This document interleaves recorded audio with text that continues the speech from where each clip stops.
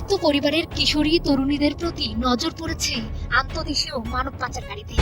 বিদেশে ভালো চাকরির সুযোগ এবং টিকটক নায়িকা বানানোর প্রলোভনে বস্তিতে বস্তিতে সক্রিয় চক্রের লোকজন। সাইরা যাবার লাগি এত বাহানা, বললেই তো পারিস আমারে আর তোর ভালো লাগে না। তারকা খ্যাতির মোহের সঙ্গে উপার্জনের আশায় অজান্তেই ফাঁদে আটকা পড়ছে অনেক মেয়ে। ও একসাথে প্রেম করতে হবে, তাহলে আমরা একসাথে প্রেম করবো। এই আসো আমরা তিনজন একসাথে প্রেম করি। কিছুদিন আগে ভারতে টিকটকার তরুণীর গলাকাটা লাশ উদ্ধার করা হয়। তারকা হওয়ার মোহে পড়ে এক সন্তানের জননী ভারতে পাড়ি দিয়েছিলেন। সম্প্রতি আবারও এমনটা দেখা গেছে। ওড়িশার রাজধানী ভুবনেশ্বরে বাংলাদেশি তরুণীদের দিয়ে যৌন ব্যবসা চালানো একটি চক্রের সন্ধান পাওয়া গেছে।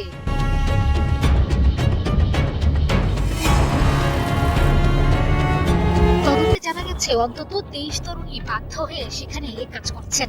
টেলিভিশনটির প্রতিবেদনে বলা হয়, এই তরুণীরা বৃহৎ মানব পাচারের শিকার হয়েছেন। তাদের দৈনিক 2000 রুপি বেতনের কাজের লোভ দেখিয়ে ভুবনেশ্বরে নিয়ে যাওয়া হয়, কিন্তু সেখানে গিয়ে তারা শোষণ ও অন্যায়ের শিকার হয়েছেন।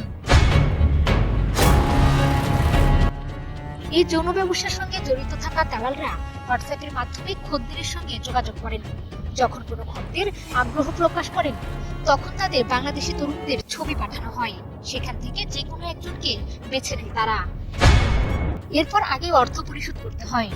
সবশেষ ওই খদ্দেরকে হোটেলের ঠিকানা দেওয়া হয়, যেখানে নির্দিষ্ট তরুণী অপেক্ষা করেন। ধারণা করা হচ্ছে প্রতারণার শিকার এই তরুণদের কয়েক বছর ধরে আটকে রেখেছে চক্রটি। যারা একসঙ্গে জড়িত তাদের ধরে বিচারের মুখোমুখি করার চেষ্টা চলছে। স্থানীয় যেসব দালাল এই ব্যবসা চালানোর ভূমিকা রেখেছে তাদের শনাক্ত করতে সক্রিয় অভিযান শুরু করেছে পুলিশ।